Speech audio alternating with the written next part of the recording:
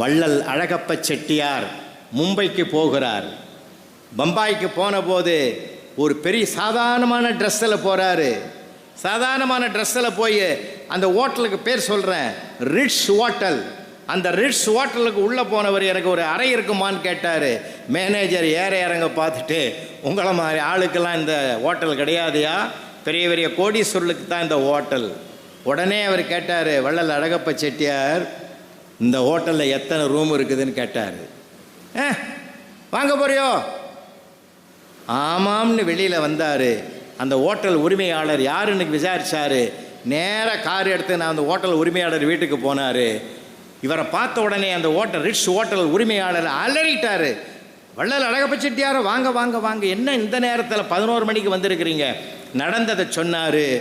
உங்கள் ஹோட்டலில் நான் விலைக்கு வாங்கலான் இருக்கேன், இந்த பிளாங்க் செக், எவ்வளோ வேணாலும் விளையாட்டு போட்டுக்கோ, ஹோட்டலில் எனக்கு உரிமை கொடுன்னாரு. அப்படியே கொடுத்துட்டாரு. அவரை ஓனரையும் கூட்டுக்கிட்டு நேராக வந்தார். மேனேஜர் எதிரில் நின்னார்.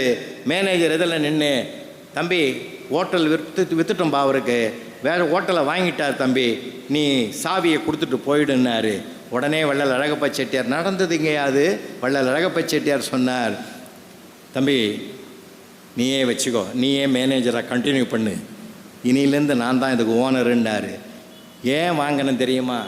சாதாரணமான மனிதனை ஒரு பார்வை பார்க்குற அந்த பழக்கத்தை முதலில் நீ ஒழித்து விடு.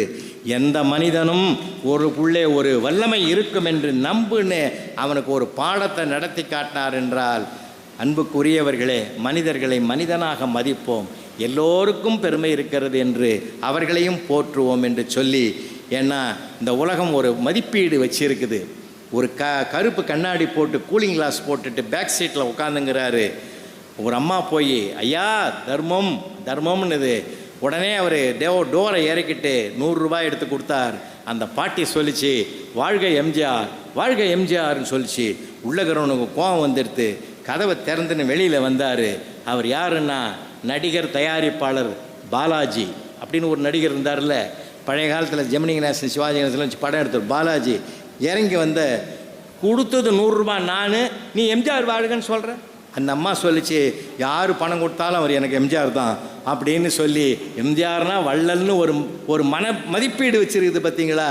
நாம் யார் என்று பெயர் மறந்தாலும் நம் கொடுக்கிற கொடை நமக்கு நிச்சயமாக நமக்கு ஒரு உறுதியை, ஒரு அங்கீகாரத்தை இந்த உலகத்தில் தரும் என்பதைத்தான் அது காட்டுவதாக நான் கருதுகிறேன்.